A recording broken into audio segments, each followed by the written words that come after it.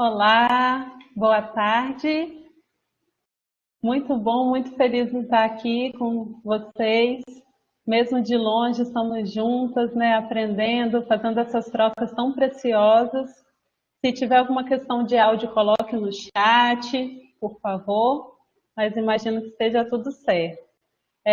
Como a Zilma já falou, meu nome é Basti Nunes, eu sou professora dinamizadora de música da rede de Vitória, atuo na educação infantil e desde 2018 eu estou como coordenadora da Comissão de Educação Ambiental da Secretaria de Educação.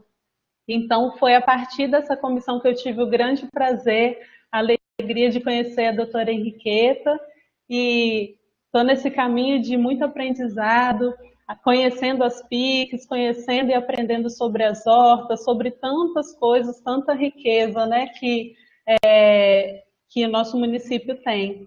E foi ela que me convidou, fiquei muito grata, estou muito grata em estar aqui com a minha professora, minha ex-professora Zilma, maravilhosa, e com a Janine, essa pessoa que é pura luz, pura arte, e daqui a pouquinho a gente vai estar falando com ela. Bom, como a Zilma já disse, nós estamos nesse Novembro Verde integrativo e essa palestra de hoje faz parte do 8º Fórum Municipal das PICs aqui do nosso município de Vitória.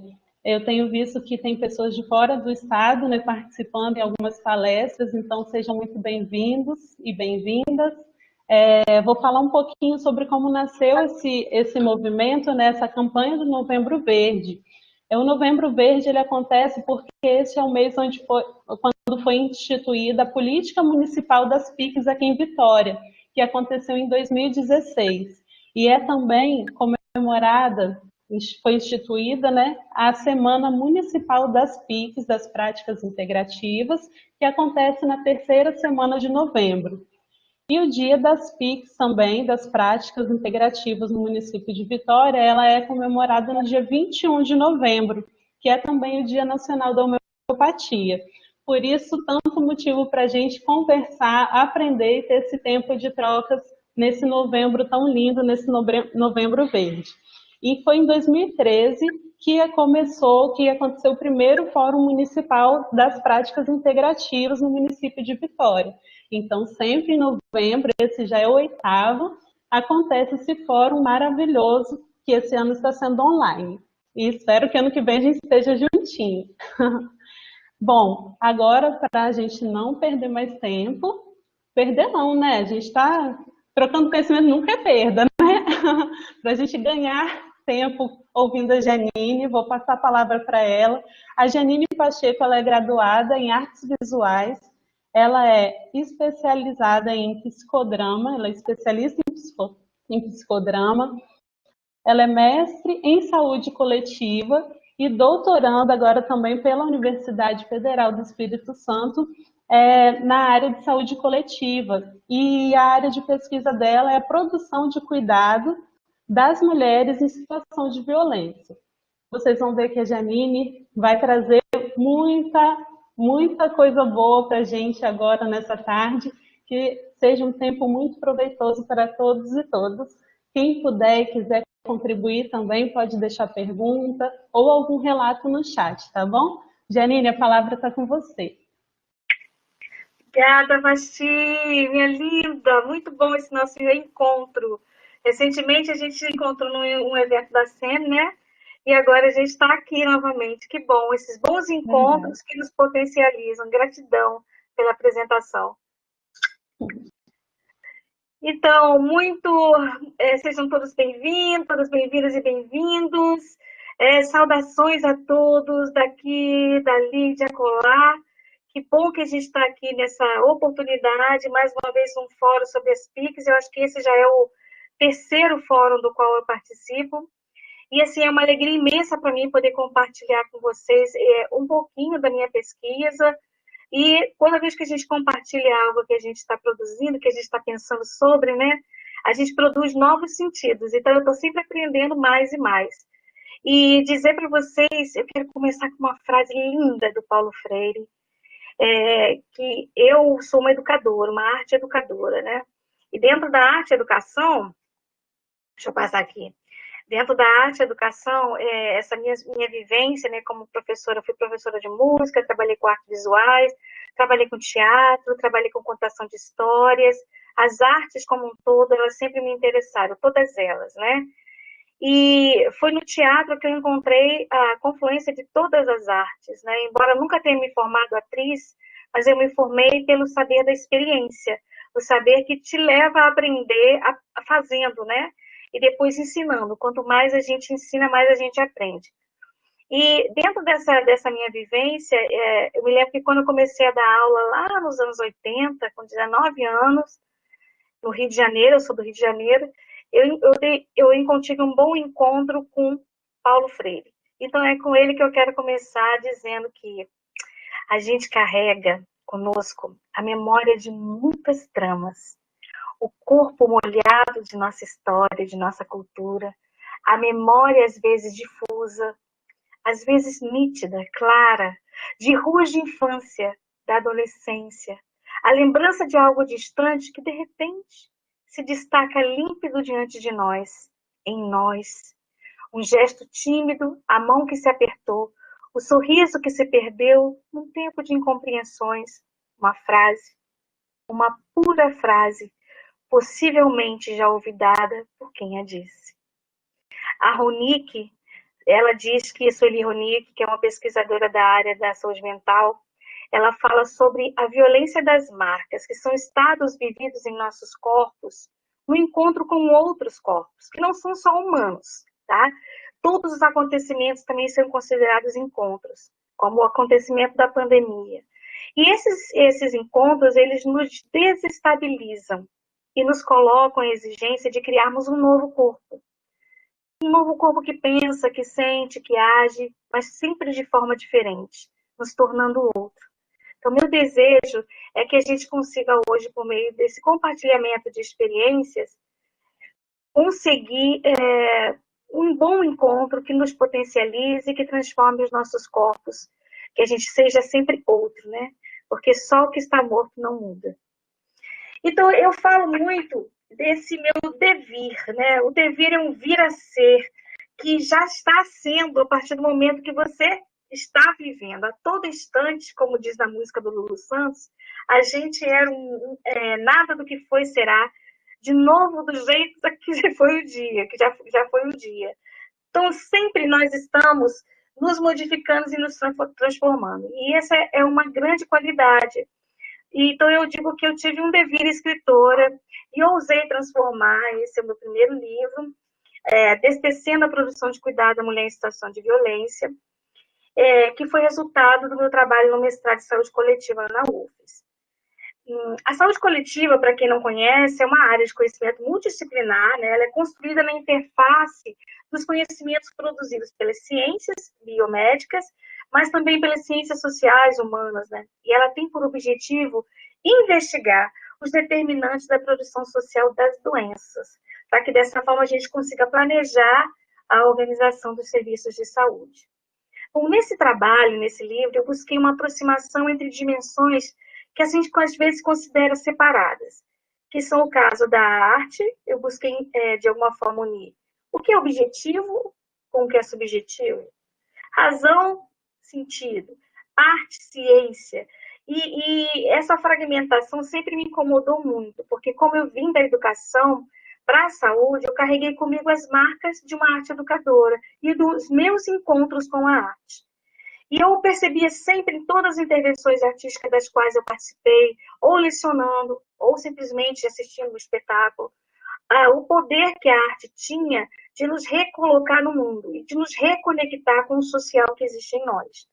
E eu considerava, como sempre tive essa ideia, que a saúde era muito mais que a ausência de doença, eu enxergava que a arte, dessa forma, ela poderia nos reconectar com certas coisas no mundo que nos adoeciam. Então, vejam só, eu fiz uma aproximação nesse livro com filosofia, com arte, com educação, com saúde, com ciência, dimensões que às vezes as pessoas gostam de colocar em caixinhas. E foi uma experiência muito interessante. Nessa obra eu busquei, então, por meio dessas aproximações, conhecer as experiências de mulheres profissionais que atuavam no cuidado à mulher em situação de violência. Eu trabalhei com as profissionais. E o livro vai compartilhar como é que eu vejo toda essa tessitura dessa produção de cuidado. Gente, é como se fosse um patchwork. Não sei se vocês sabem o que é o patchwork, mas é como se fosse uma colcha de retalhos, que é um trabalho que a gente vai reunindo peças de tecido diferentes, de formatos diferentes, e que dá um resultado lindo, geométrico, né? E bem colorido, bem diferente. E essa imagem, então, é de alguma... Eu fiquei imaginando que o trabalho que eu fiz nesse livro era justamente compor esse patchwork da produção de cuidado pelo olhar dessas profissionais. Como é que elas viam essa produção de cuidado. E aí, nessa colcha tecida com tantas coloridas e tantas cores, eu percebi que quando o patchwork ficou semi-pronto, porque ele nunca está acabado, eu percebi que dentro da colcha tinha muito de mim e tinha muito de cada uma delas. E dentro do que tinha de cada uma delas, elas traziam também muito do que era da família dela, dos lugares onde elas frequentavam, das experiências, das marcas que as constituíam. Então, eu achei de uma riqueza, de uma beleza imensa, porque você ali podia observar que a composição de todas as diferenças é que fez a beleza do trabalho. Quem faz patchwork sabe que quanto mais diferente e variado, mais bonito fica o trabalho, né? Essa imagem que eu evoquei para esse livro de patchwork, de composições, eu peguei emprestado da Marina Colaçan, do conto A Moça Tecelã, que quem não ouviu, vale a pena ouvir. Hoje, por causa do nosso tempo, acho que não dá tempo da gente contar o conto inteiro, mas ela fala de um tecer e destecer e retecer, né? E isso eu utilizei como uma metáfora metodológica para a produção do cuidado. Uma vez que nós não somos os mesmos nunca, e estamos sempre num devir, num vir a ser, nós temos que estar sempre parando para pensar em como está nosso tapete, como está o nosso patchwork, perceber se tem alguma coisa que a gente quer mudar, né? Isso é o pensamento, eu considero o pensamento não como uma coisa abstrata, mas como uma intervenção, ação mesmo. Pensar é uma ação. Ela não é uma coisa que você faz e não. Tudo que você pensa, você transforma, né? Transforma a matéria em si. E nessa força desse pensamento, a gente encontra a potência para reconstruir processos de adoecimento ou de saúde que a gente considera que não se encaixam naquele momento ou em protocolos pré-estabelecidos. Mas vamos lá. Eu queria começar convidando vocês para pensar sobre essas imagens que eu coloquei aqui agora. O que vocês estão vendo nessa imagem? Para um minutinho para observar. São muitas situações que não são tão raras, né? E que ultimamente a gente tem visto com muita frequência nos jornais, enfim, em todos os lugares, e que de alguma forma nos afetam, né? É um encontro com o mar que deixa marcas em cada um de nós. Então eu fico pensando, que tipo de problemas são esses colocados aí? Será que esses problemas interferem na nossa saúde? E se interferem como? Como interferem? Se eu fosse dizer de uma forma mais biológica, né, como se eu fosse um médico, quais os sintomas resultantes desses problemas? Será que existe algum remédio que nós possamos tomar, uma pílula, sei lá, um xarope, para sanar esses males? Minha gente, para ter saúde, a gente precisa buscar formas de lidar com as raízes desses problemas. E é disso que se ocupa a saúde coletiva, e é sobre isso que eu quero falar quando vou chegar nas PICs. A saúde, como todo mundo deve saber, ela é um direito de todos e é dever do Estado. Está relacionado não só como algo para todo mundo, mas como produção de vida, que pode ser entendida por condições físicas, psicológicas, mas sobretudo sociais. Ou seja, os aspectos orgânicos, comportamentais e também os sociais. A saúde, o entendimento de saúde hoje abandona o paradigma que define saúde como ausência de doença. Ela amplia a concepção da OMS de que saúde é o estado total de equilíbrio físico e mental, porque ela associa ao social. Saúde é o resultado das condições de vida. Por isso, nós precisamos de garantias, sim, de garantias para ter saúde. São elas uma educação pública, de qualidade, gratuita, trabalho para todos, condições dignas, alimentação suficiente para todos, lazer, cultura, saneamento básico. A gente precisa de direitos humanos para todas e todos. Entre outras coisas que a gente poderia citar aqui. Quem nos garante isso é a nossa Constituição. A Constituição de 1988. Isso está escrito lá. Para que haja saúde, gente, é preciso entender e intervir nesses determinantes do processo de saúde e doença. E não simplesmente distribuir exames ou remédios. Né? Um usuário do centro, é o centro desse processo, na verdade. Né? Ele não é mais assim, um coadjuvante, ele é o protagonista desse processo. Né? E antes, o processo de produção de saúde, ele era centrado na figura do especialista. Né? Então, a gente agora está buscando uma reapropriação do saber sobre si mesmo. E dentro dessa perspectiva, os saberes são complementares e a verdade não está em um, e sim nas relações, no entre. Por isso, quando eu propus o título para essa palestra, eu propus Arte e Saúde e Educação. Porque não existe uma hierarquia entre um campo e outro. Não tem um campo que é mais importante que o outro. E o nosso foco tem que estar na inter-relação entre eles, e não somente em um ou em outro. Porque quando a gente foca muito na caixinha, a gente deixa de perceber outros olhares. Eu sempre uso uma metáfora que me ajuda a compreender isso. É como se nós morássemos num grande prédio enorme e a gente tem ali várias janelas. Vamos dizer que fulano more lá 1001, né? 11º andar, ele de lá tem uma visão do que acontece e se passa na rua. E eu moro no 101, que também tem uma visão. A diferença aqui é que quem está no 1001 consegue perceber algumas coisas que eu, que estou no 101, não consigo. Mas ele não vê mais ou melhor do que eu. Ele tem um foco diferente sobre o objeto. O meu foco lá do 101 é diferente do dele, porque eu também consigo ver detalhes que lá do 1001 ele não consegue vislumbrar. Então, nesse caso, para que nós possamos complementar o olhar sobre determinado fato que se passa naquela rua, eu preciso usar a metáfora, essa metáfora do rizoma, nos colocar no nível de horizontalidade, compartilhar olhares, saindo das nossas caixinhas, apartamentos. E esse entre eu e ele é que vai produzir um saber que seja mais próximo da realidade que ali se coloca. Tá? Não, então, a verdade não está com quem viu o fato do 1001 e a verdade não está comigo, que eu vi a Lila do 101. A verdade está no entre, correto? Bom, agindo dessa forma, a gente convida a pensar um pouquinho sobre a saúde, nessa necessidade de contribuir com a organização e fortalecimento da comunidade. Porque assim a gente pode, fortalecer a comunidade, buscar os nossos direitos.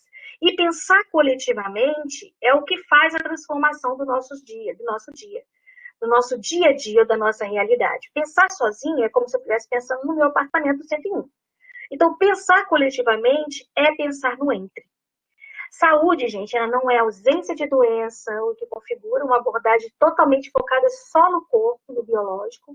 Portanto, a gente chama de uma saúde focada no corpo de órgãos.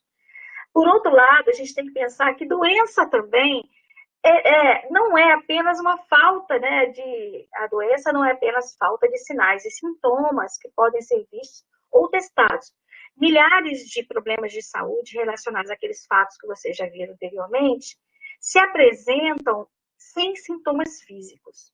É uma tristeza, é um incômodo, que nem sempre é uma doença mental, né, é um mal-estar, uma inadequação, é uma angústia que a gente não sabe de onde tem origem. Enfim, são processos que podem vir, assim, transformar-se em questões somáticas, como, por exemplo, um câncer, uma fibromialgia, pode vir a se tornar uma enxaqueca crônica, problemas hormonais, uma série de coisas. Desculpa. É uma série de questões que é importante que a gente pare para pensar, que aquilo ali são sintomas. Mas qual é a causa primária de tudo isso, né? Outra coisa que a gente tem que pensar é que o nosso corpo é muito poderoso.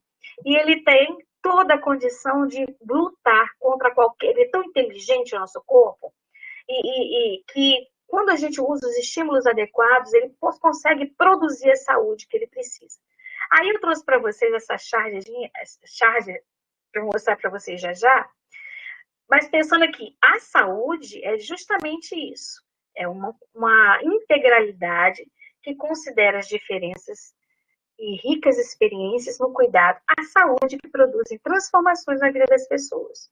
Criando assim a gente cria e recria práticas que são eficazes, que superam os modelos idealizados pelas instituições, tá? Porque às vezes os nossos modelos não dão conta da diversidade.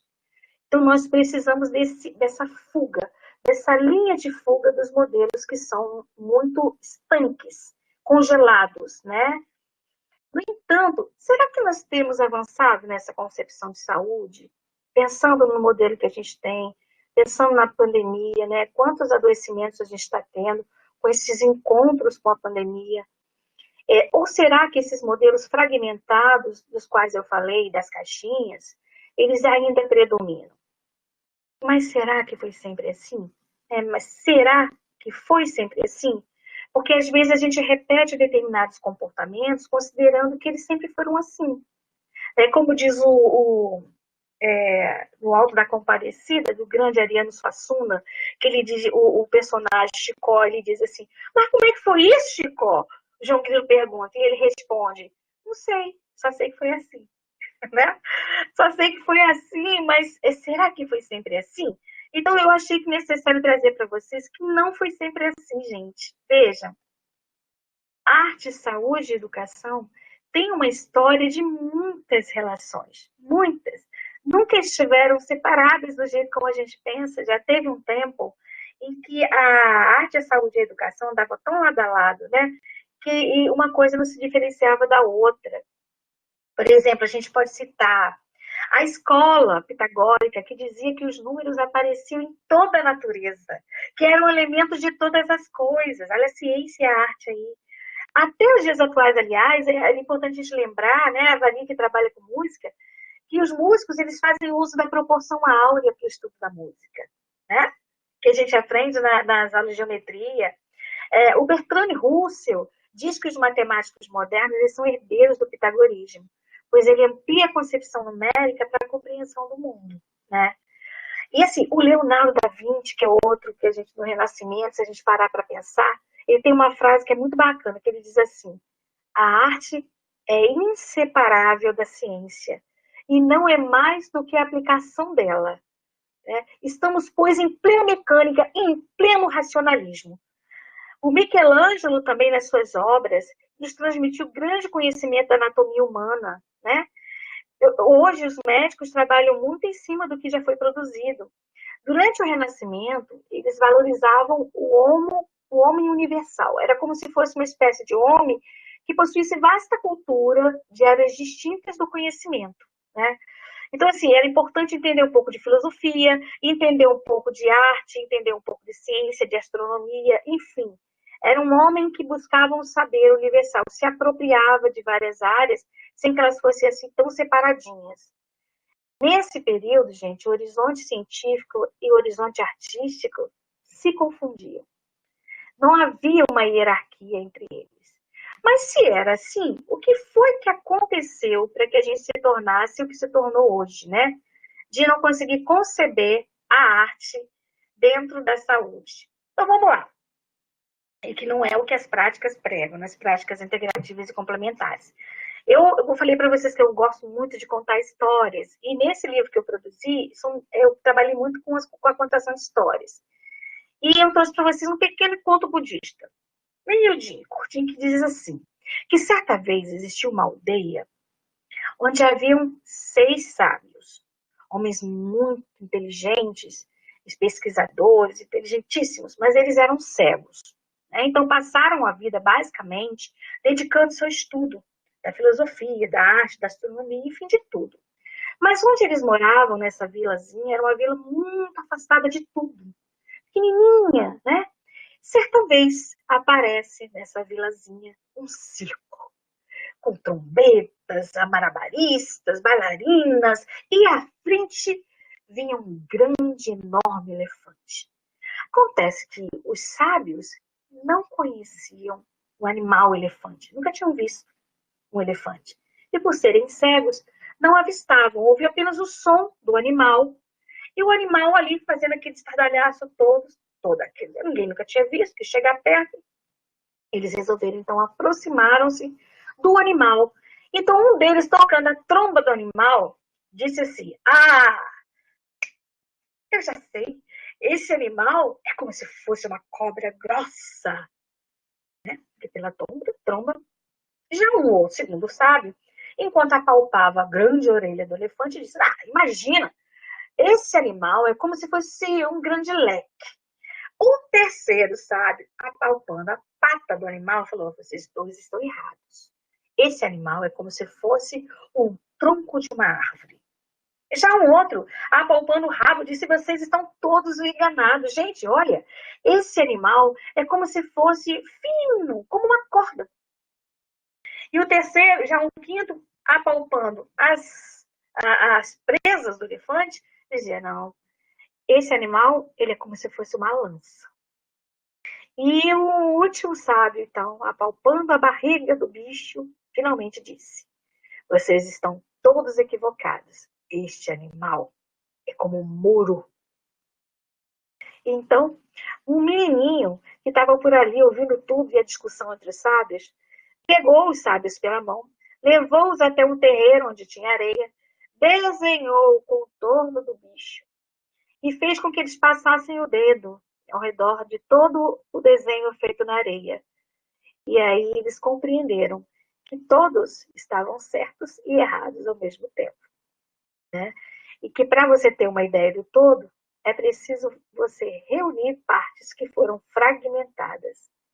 Mas é assim que caminham os seres humanos. É assim que eles se comportam quando ficam diante da verdade. Eles tocam apenas uma parte e acreditam conhecer o todo. E é por isso que eles continuam tolos. Então, esse conto, um conto que eu amo, um conto budista, que fala muito bem do que eu estou querendo explicar para vocês. Essa fragmentação da vida, ela veio com a modernidade, né? O projeto de Descartes, que deu grandes contribuições, mas também propôs uma separação, né, da vida, que era um método para análise muito interessante, mas que a modernidade acabou separando o homem da natureza, né? E aí a gente traz a figura do Morin, que ele diz que desde Descartes, né, o homem pensa contra a natureza, buscando subjugá-la, buscando dominá-la, conquistá-la, esquecendo que ele, ser humano, faz parte dessa mesma natureza. Esse é que é o nosso perigo. Enquanto a gente procura dominar a natureza, a gente esquece que nós somos parte da natureza, da mesma natureza que a gente busca subjugar e conquistar. Né? Isso aqui é o problema da modernidade, quando a gente entende que nós existimos existimos a parte dessa natureza. Tá? Aqui eu trouxe uma frase que o projeto separou o ser humano da natureza, e que esta relação de divisão e fragmentação vai interferir diretamente na forma como o ser humano concebe a si mesmo, a natureza e tudo mais que existe no mundo. É porque eu não vou valorizar aquilo que eu não me reconheço, né? Que não faz parte de mim. Oh, e aí eu trouxe essa charge que eu adoro, acho ótimo, né? Quem nunca se sentiu assim, que atira a primeira pedra, porque é interessantíssimo, né? E aí você tem a sala de aula, se a gente trazer para a educação, ou se você trazer para qualquer formação médica ou para qualquer outro tipo de formação existente, as caixinhas que tentam puxar o aluno para tudo quanto é lado, né? De um lado a matemática, do outro lado a geografia, aquele aluno meio, gente, pelo amor de Deus, será que não dá para a gente fazer isso, alguma coisa junto?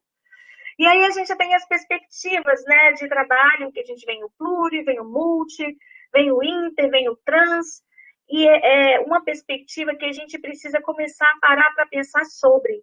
Porque o que a gente, esse tipo de trabalho, a gente pode dizer que é esse trabalhar junto, é um trabalho que acolhe a complexidade. Tem muitas definições do que seriam complexidade, tá, gente? Mas eu vou trazer uma que eu gosto muito, que é do Morin. E o Morin, ele diz que quando a gente fala de algo complexo, não quer dizer a mesma coisa que confuso, é preciso dizer o que não é, tá? Que hoje a gente tem conceitos que se confundem e as pessoas, às vezes, tomam de forma inadequada. Mas complexidade para Morin não é o mesmo que confuso, não é o mesmo que complicado, ou que envolve muitos elementos ou partes intrincadas. Para ele, complexidade é um outro modo de organização dessas ideias, capaz de religar conhecimentos fragmentados em especializações na era moderna. Na prática, o que significa dizer isso? Não é nada tão... O pensamento complexo, ou pensar de forma complexa, seria uma análise da complexidade, seria como se fosse articular o local, a comunidade, com o singular, o microsocial, como você quiser chamar, com as representações e formas instituídas, né, ou já postas, num contexto mais amplo, macrosocial. Então, é como se eu tivesse a realidade de Vitória, Espírito Santo, e olhar a realidade desse município com relação a outros municípios, com relação ao Brasil, com relação a outros países, a outros continentes, é fazer esse tráfego de mão dupla, que vem e vai. E, ao mesmo tempo, enxergar dentro do município de Vitória os seus usuários, as suas usuárias, e suas... que é capaz de o mesmo grupo de uma comunidade, tá? Que vive no mesmo bairro, que vive as mesmas condições de saneamento básico, de vida, enfim, tudo, a mesma escola, a mesma igreja, tudo ali, eles têm experiências diferentes. Porque cada qual se coloca, ou tem as marcas, os encontros que a vida proporciona, eles são diferentes, afetam as pessoas de forma diferente. Então, como você dá visibilidade, ou como você criar protocolos que deem conta dessa multiplicidade, vamos dizer assim, né, de necessidades infinitas, N, né, infinito, porque cada qual, se a gente chegar aqui agora e fizer um compartilhamento, cada qual vai ter uma visão completamente diferente sobre o mesmo objeto. O interessante é que a gente não use essa diferença para discriminar, para isolar, para estigmatizar, mas use essa diferença com outro olhar. O olhar da complexidade de Morin, ele acolhe o diferente. Também de Deleuze, que vai trabalhar numa outra perspectiva com a diferença. A gente vai falar mais um pouquinho adiante, dá tempo. Mas era justamente essa ideia. O diferente é o bacana. O diferente é que faz o patchwork colorido. Quanto mais diferente, né? E para cuidar de pessoas assim, a gente tem que ter uma abertura. Uma abertura, e essa abertura se faz quando você para refletir sobre você na vida, sobre você no trabalho que você realiza, porque você pode ter concepções que são suas, mas essas não podem criar bloqueios que impeçam você de acolher modos de vida diferentes. Mas vamos adiante, vamos pensar mais. Então, a proposta é que a gente faça um trabalho, né, na forma de rizoma, né, na forma de rizoma. Esse trabalho rizomático é um trabalho que a gente busca enxergar a realidade, os saberes, como se fosse um rizoma. Rizoma, para quem não sabe, da biologia, é um termo compartilhado da biologia, pelo Deleuze e Guattari, que fala justamente dessa horizontalidade, dessa que não... as coisas não se dão, a vida não se dá de forma hierarquizada. É como se fosse uma grande rede uma grande teia, em que tudo está conectado e que cresce de forma horizontal, não assim como uma árvore, né? É o oposto da árvore. E nesse rizoma, já que nós estamos todos conectados, eu costumo fazer aquela brincadeira que eu digo assim, uma borboleta pode bater as asinhas dela lá no Japão e o furacão vir chegar aqui, né? Porque como nós estamos todos conectados, tudo que eu faço, mesmo que eu não me considere parte dessa natureza, eu sou parte dessa natureza. Então, o que eu faço, a natureza devolve. O que eu faço a outro, que pode ser o outro entendido como uma localidade, um elemento da natureza, um rio, ou pode ser entendido o outro como uma pessoa, isso vai me afetar também. Então, quando você começa a ter essa ideia de coletivo, de que nós estamos todos vinculados, né, você começa a repensar como que se dá a vida, repensar nas suas atitudes. Isso é o saber sobre si. Isso é o cuidado de si. Quando o seu pensamento inclui o cuidado com o outro, além do cuidado com você mesmo. Porque não é possível você só pensar em você mesmo e achar que você está cuidando só de você, que vai ficar tudo ótimo para você e dane-se o mundo. Não funciona assim. Nós estamos em rede. O que acontecer com o outro vai, de alguma forma, afetar você. E aí eu trago aí no rizoma, isso é na análise institucional, mas a gente não precisa entrar em detalhes, só para dizer a vocês que existem coisas que são instituídas, que são postas, colocadas, lá, são coisas que foram colocadas pela sociedade como coisas que não devem mudar.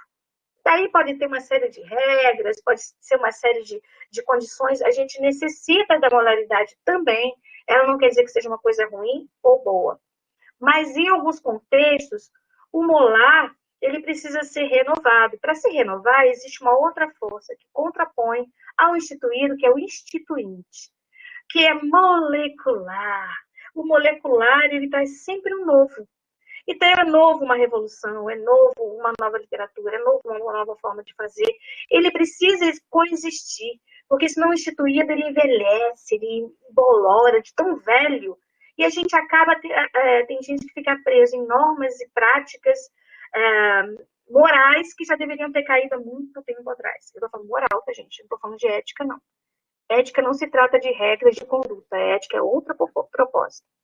E aí, nesse caso, esse processo que dá de troca entre instituído e instituinte, a gente chama de institucionalização. Se você quiser chamar de uma forma mais bacana, no livro eu dei outro nome. O instituído, para mim, é o tecido, o instituinte é o tecendo, e a institucionalização é a tecelagem. Então, eu acho assim, que a gente vai, aos poucos, se descobrindo, né? E se reinventando todos os dias. Importante dizer que aí a diferença ela está numa variação de potência, tá? Vocês vão entender um pouco mais, que eu vou falar isso adiante. Variar potência não quer dizer que eu seja maior ou menor do que ninguém, e somente que eu tenho uma potência diferente da outra. Quer ver? Eu vou dizer uma coisa no teatro, vou dar um exemplo do teatro. No teatro você tem várias propostas de pessoas que trabalham com várias habilidades diferentes. Você tem o ator, você tem o iluminador, você tem o maquiador, você tem o figurinista, você tem o assistente de palco, você tem o diretor. Tem uma série de funções. Eu digo assim que você tem que escrever o roteiro. Então, eu adorava trabalhar com teatro com adolescentes, porque eu via que o teatro é a verdadeira convergência do trabalho coletivo. Porque um depende do outro para que o grande espetáculo dê certo. Se um deixar de fazer a sua parte ou quiser brilhar mais que o outro, a coisa não acontece.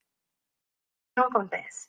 Não adianta um ator ir lá com um texto maravilhoso se a luz estiver péssimo, se o figurino estiver horroroso, se a maquiagem não estiver combinando, se o cara, o contra-regra do palco desligar o microfone ou desligar uma coisa, um botão que esteja errado lá.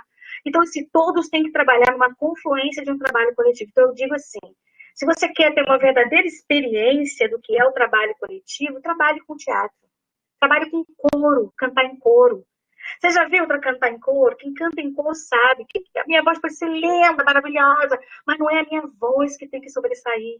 Tem que sair uma sinfonia, onde a gente tem vários instrumentos que são vozes diferentes e elas juntos se harmonizam, né? Então é essa codependência que é o rizoma, tá? Vamos adiante. Não sei se vocês estão conseguindo me acompanhar, gente. Me desculpa, não estou vendo o chat aqui. Bom, aqui eu trouxe uma outra anedota que eu acho bacana, que a gente estava falando anteriormente, que é o cuidado de si como ética, né? Que a gente fala tanto de ética, mas ética não quer dizer regras, ética não quer dizer normas, cumprimento de normas. A ética, gente, é um exercício de liberdade, é uma arte do viver. Isso é muito importante, tá? A gente entender. Então, vamos dizer que um cara, essa é uma piada que me contaram, e eu virei transformei nessa charge aí para a gente poder conversar. Veja, você tem um médico, você tem o cara que está ali na frente dele dizendo assim, ele chega para o médico e fala, doutor, eu estou morto. O médico olha para a cara dele e já imagina, pancada, né? Olha o pré-julgamento, doidão. Tá morto? Como assim você está aqui na minha frente falando? Aí ele pensa por um minuto, olha para o paciente e diz assim para ele, mas meu filho, morto anda? Aí ele, anda, doutor. Você não viu que eu cheguei aqui andando? Eu cheguei aqui andando. Então, morto anda. Aí o médico pensou mais um pouco e disse, mas vem cá, morto fala? Ué, fala, doutor, não tô aqui falando com você? Morto come? E tudo ele respondia que sim. O médico já estava para desistir, quando finalmente ele tem uma ideia. Pergunta para o homem assim, oh, meu senhor, morto sangra? Aí ele para pensar, bota a mão na cabeça. Doutor, acho que não. Morto não sangra, não. Aí o médico dá um sorrisinho lá dentro, né? Na cabeça dele e fala, agora eu acabo com ele. Tira uma seringa de dentro da gaveta e espeta o dedo dele. E aí ele vê o sangue jorrar. Aí nisso ele olha para aquilo e fala assim, arregala o olho, né? Como se tivesse eureka, descobriu alguma coisa, o paciente, né?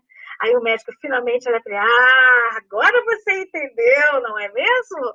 Ele, claro, doutor, eu entendi tudo. Morto, sangra. Então vejam vocês que assim, os paradigmas que constroem a nossa existência, que são modos e formas de pensar, eles têm que ser atualizados. Isso é ética, isso é cuidado de si. É um exercício de liberdade que quando você pensa de uma forma reflexiva, de uma forma crítica, você vê que as coisas mudam sim. Né? E você abandona certos paradigmas, certas posições que te fazem você gritar do 1001 lá para o vizinho do 101, vizinho do 101, o que você está vendo? Eu estou vendo aqui uma formiguinha comendo a roseira. E essa conversa que é a produção verdadeira do saber sobre si mesmo, que é um saber que inclui o saber sobre o outro também. Então, além disso, gente, se você parar para pensar, vamos olhar para essa frase que ele diz para o médico, doutor, eu estou morto. Quantas vezes a morte pode ter vários sentidos?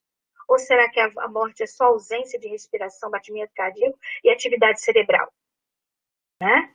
Então veja que a morte, que sentido essa pessoa pode ter dado para a palavra morte? A primeira coisa que a gente pode fazer quando ouve, né, uma mulher em situação de violência, que sentido tem aquela violência para ela, que sentido tem aquela tristeza que ela fala, que sentido tem aquela dor de cabeça que você já fez 1000 exames e não identificou. Então essa morte em vida, ela é possível, não é? No entanto, nenhum exame vai identificar ou te dar essa resposta. Só mesmo a sua habilidade de encontrar-se com o outro é que vai te colocar nessa situação. Bom, e aí a gente traz as práticas integrativas e complementares como uma possibilidade de trabalhar nessa perspectiva de saúde que amplia, né, a sua concepção do que é produzir saúde, do que é produzir cuidado. As PICs promovem uma cultura de cuidado que fortalece um vínculo do profissional de saúde com o usuário. O empoderamento desse indivíduo, seu protagonismo, que é importantíssimo no processo de cura. E assim as PICs possuem um grande potencial desmedicalizador. Porque não tem remédio que vão dar conta daquelas coisas que a gente viu lá no início nos slides. As PICs, elas não concorrem com tratamentos convencionais, como as pessoas acham. Ninguém quer substituir ninguém, a gente quer coexistir.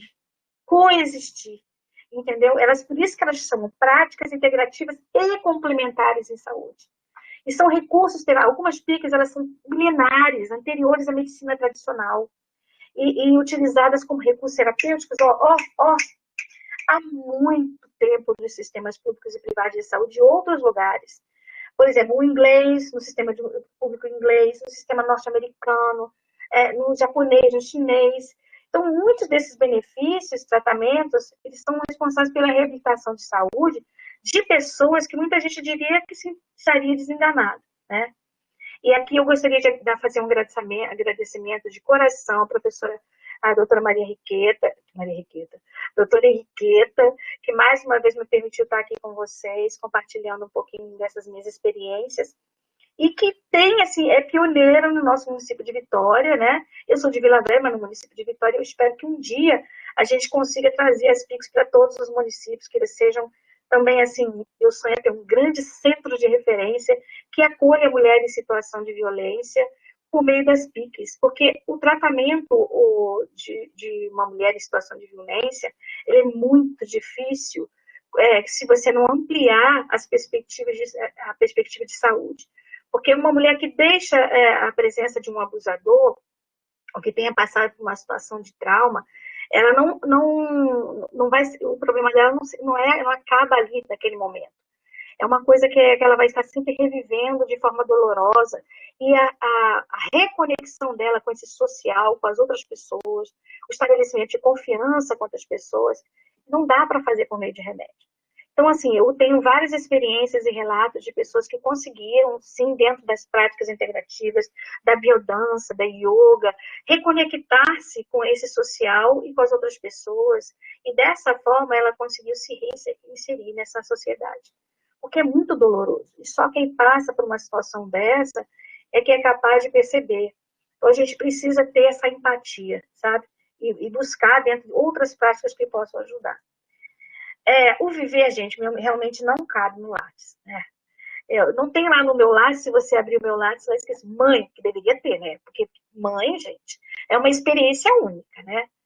E quando a gente fala desse Lattes, que é mais uma forma de aprisionar você numa forma de saber acadêmico, e é um exercício que eu tento fazer comigo mesmo o tempo todo, de não ficar muito acadêmica, de falar de uma forma que ninguém está entendendo nada do que eu estou falando. Ai, que legal, ninguém entendeu nada, não. Meu objetivo é muito outro, sabe? Assim, eu quero falar de um jeito que todos possam compreender o que eu estou dizendo. Porque eu acho que não faz sentido a gente falar dentro de um código só nosso, que só a gente entende. E assim, às vezes, e a gente não faz de propósito, tá, gente? Eu não estou criticando os acadêmicos, não. Assim como os advogados que falam uma língua, eu nunca esqueço quando a minha filha formou em Direito e ela veio ler para mim a primeira peça dela. E ela leu a peça e no final da peça ela falou: mãe, o que você acha? Tá bom? Eu falei: dá para traduzir? Porque eu não entendi absolutamente nada do que você falou. Então, assim, eu não quero falar academicês, não. E essa minha proximidade com a educação e com a arte me traz essa coisa mais molecular, para eu não ficar dura, para eu não cristalizar. Eu não quero que isso aconteça comigo. Eu me vigio o tempo todo para que isso não aconteça comigo. E aí eu penso que como a vida não cabe dentro de um Lattes, né? Não cabe dentro dessas caixinhas, o cuidado ele vai nascer do quê? Ele nasce justamente dessas experiências. Então, assim, as práticas institucionais, elas insistem em reduzir certos processos de cuidado a mecanismos de produtividade. E avalia a produtividade por meio de eficácia, eficiência, não sei o quê, e números, e não sei o que lá, e relatórios, que não dão conta.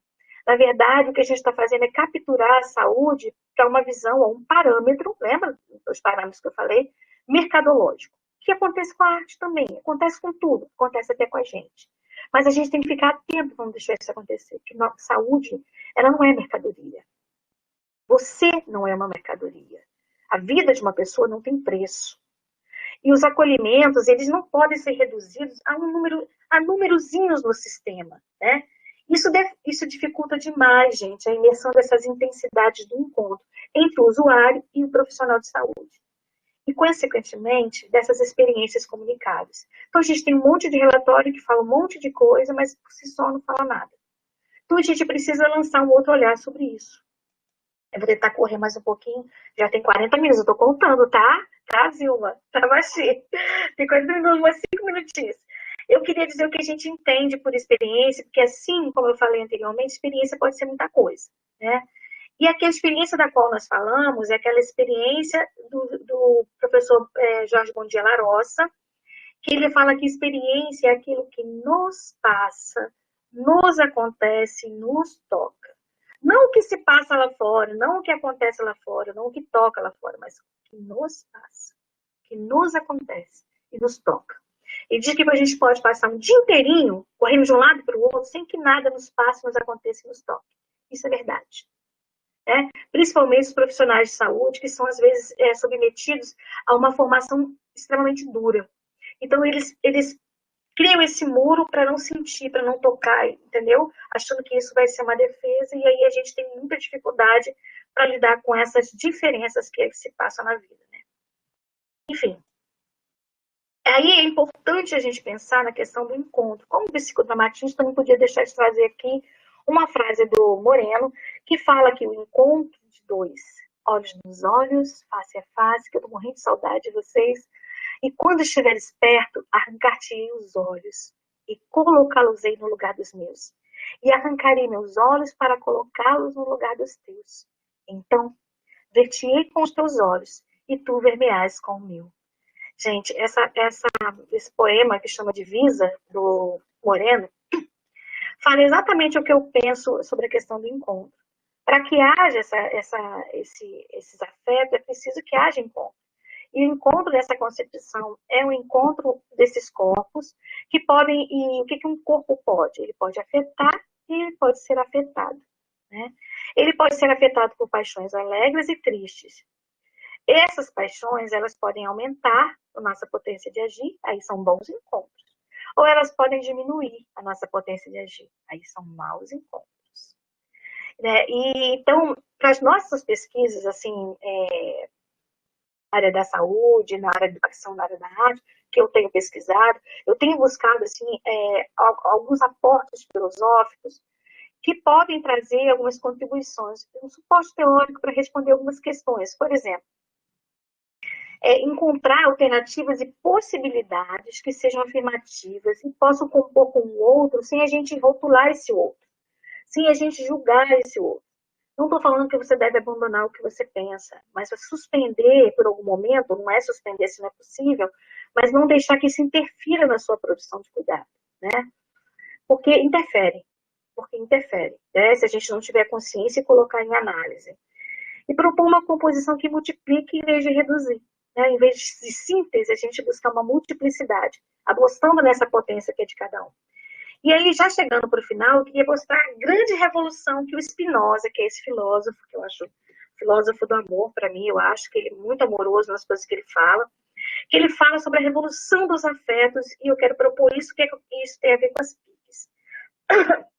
As piques, elas proporcionam bons encontros, né? Por quê? Por que elas proporcionam bons encontros?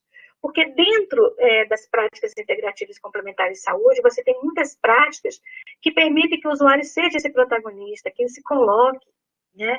E aí, quando você tem um bom encontro, né, um corpo afeta o outro de forma que desenvolve paixões alegres, a alegria faz com que a sua autoestima não, a sua potência de agir aumente.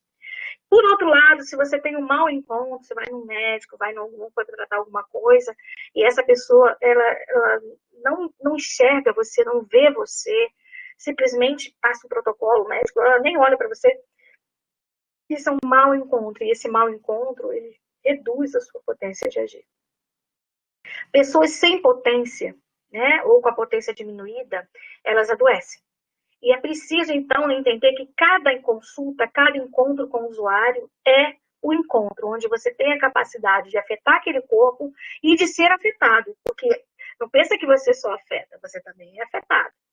E aí surge uma grande questão que o Spinoza vai colocar para a gente aí.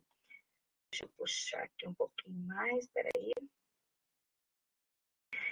Que é a questão desse... Ele pensa assim, um bom encontro versus um mau encontro. Então, ele cria um jeito, ele para pensar como que a gente pode transformar sempre os nossos encontros em bons encontros em afetos ativos. Eu vou explicar. Aqui nós temos a potência de existir é igual à sua potência de ser afetado.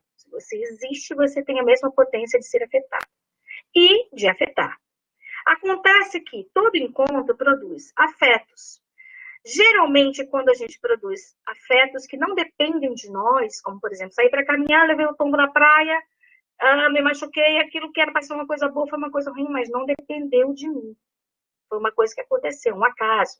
Então, os afetos passivos são esses, que não dependem de mim. E eles podem produzir afetos passivos alegres ou afetos passivos tristes. Os alegres aumentam a nossa potência de agir. Já os tristes, eles diminuem a nossa potência de agir. Mas acontece que o Spinoza, ele queria sempre que nós conseguíssemos afetos ativos. O que são os afetos ativos? Aqueles que nós controlamos.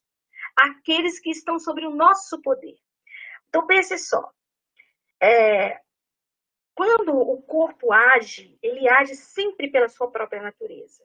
Que se esforça para crescer, ser cada vez mais forte, cada vez mais capaz de ser afetado de múltiplas maneiras e agir no mundo de múltiplas formas, aumentando sempre a sua potência de ser afetado cada vez mais por afetos alegres.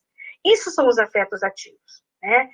Um afeto de alegria, ele pode aumentar essa nossa potência de agir. Por exemplo, um abraço de um filho, um afeto de alegria. Ouvir uma música, um afeto de alegria. Um mergulho no mar num dia quente, um afeto de alegria.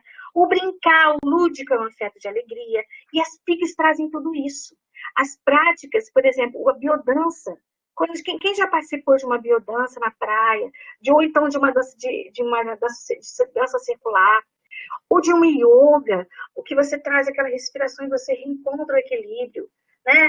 Ou de Liangon, que você vai reencontrando o equilíbrio do seu corpo por meio de exercício e respiração, ou então das práticas expressivas com arte. São afetos alegres, né? São afetos passivos alegres, que acabam se transformando no futuro, porque você já acaba aprendendo como usá-los para você produzir seus afetos ativos, porque você é protagonista. Tudo que você pensa é considerado, né? E daí, gente, como evitar a tristeza?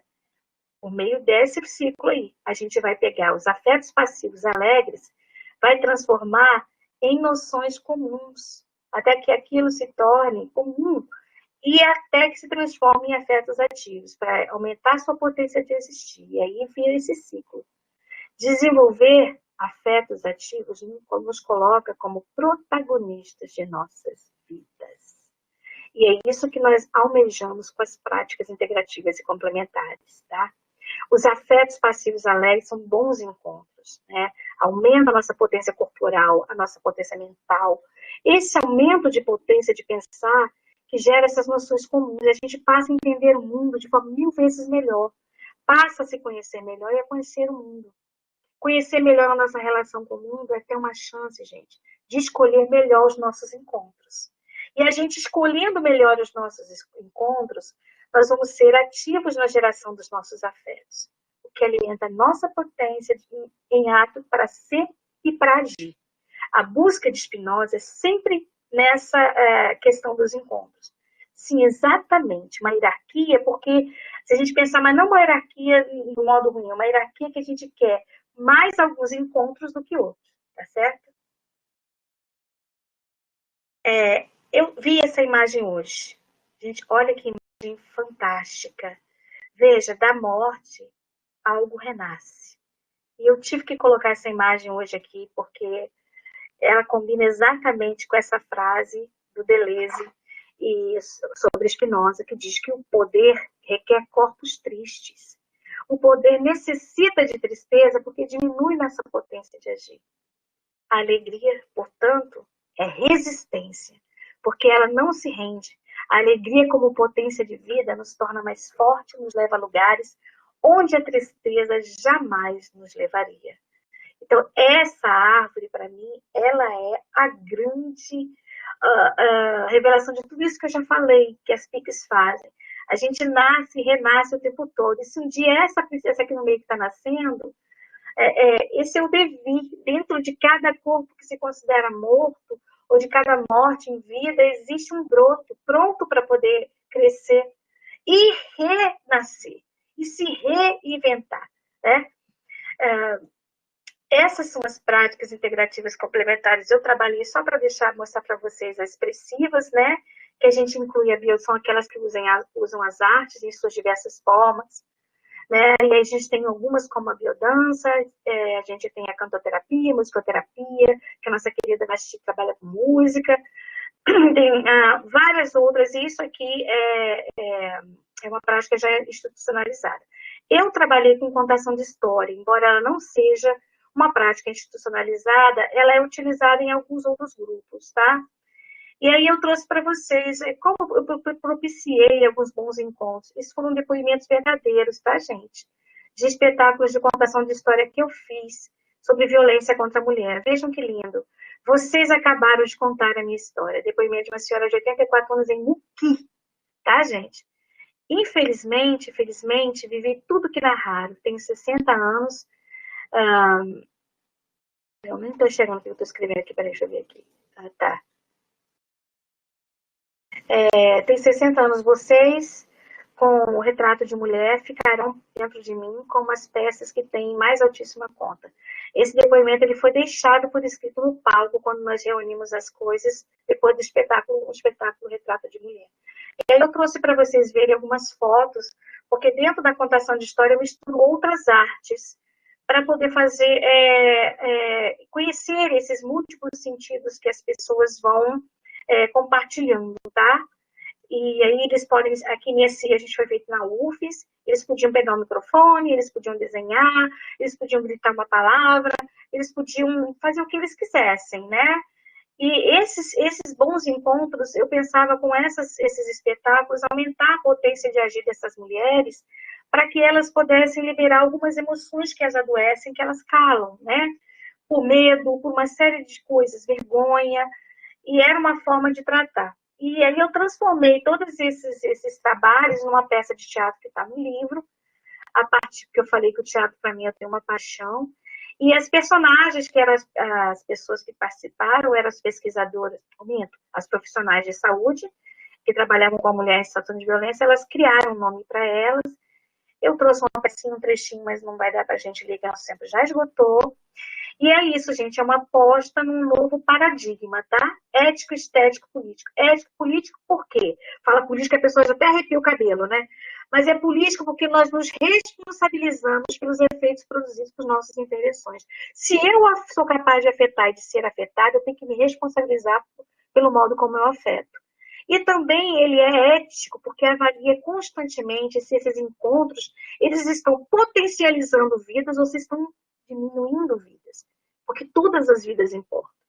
E ele é estético, porque ele busca compreender a vida em seus processos, como processos criativos e instituintes de novos modos de vida.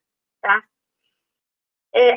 Atualmente eu estou fazendo um trabalho dentro da Universidade Federal na disciplina Medicina Social, na disciplina Relação Médico-Paciente, que é com roleplay. Tá? Então, a arte, de novo, entrando na produção, na formação de futuros médicos. Nós fazemos um roleplay com os alunos, porque eles deveriam fazer a disciplina Relação Médico-Paciente à beira das enfermarias, mas não podem. Então, eu interpreto papéis de pacientes, de usuários, e eles têm que fazer a minha entrevista, uma anamnese comigo, e a gente cria vários personagens, para que esses personagens possam mostrar para eles como é gerar empatia, etc. E tal. Não vou falar mais sobre isso, são mais experiências. Isso aqui foi feito nas PICs do ano passado, tá vendo? Oficina de Contos que Cuidam. Essa aqui é a tenda do conto, o que acontece nas práticas integrativas, como prática integrativa e complementar, dentro das unidades básicas de saúde lá no Nordeste. Isso foi uma experiência vivenciada agora durante a pandemia. Quem me acompanha no Facebook, no Instagram, sabe que eu sou envolvida com o movimento de contadores de histórias de todo o Brasil, como uma prática instituinte. Esse grupo me chamou a atenção por ser maioria de mulheres, formado por mulheres, e por isso eu estou lá. Então, para finalizar, eu queria dizer que arte é importante por quê? Por tudo isso, gente. Permite desvelar as marcas, eu não vou ler, porque vocês vão deixar isso aí. Mas por tudo isso que nos reconecta com o social, permite compartilhamento de vivência, dão visibilidade às singularidades, valoriza o saber pelo par experiência sentido, pressupõe um encontro que dá um saber-se sobre si mesmo e que estimula o pensamento. Conhecer não é pensar. Conhecer, às vezes, segundo a Hannah Arendt, é mais ter informações do que pensar. E termino com essa linda frase da nossa querida Nise da Silveira. Não se curem além da conta. Gente curada demais é gente chata. Todo mundo tem um pouco de loucura. Vou lhes fazer um pedido. Vivam a imaginação, pois ela é a nossa realidade mais profunda. Felizmente, eu nunca convivi com pessoas muito ajuizadas. Eu, com certeza. É necessário se espantar, se indignar e se contagiar. Só assim é possível mudar a realidade. Pois quem não se movimenta, não sente as correntes que o prendem. É isso, pessoal. Muito obrigada. Gratidão. Desculpa, eu passei 10 minutos, mas eu queria agradecer imensamente, Vasti, minha linda, e a todos vocês que ficaram comigo até agora. Gratidão.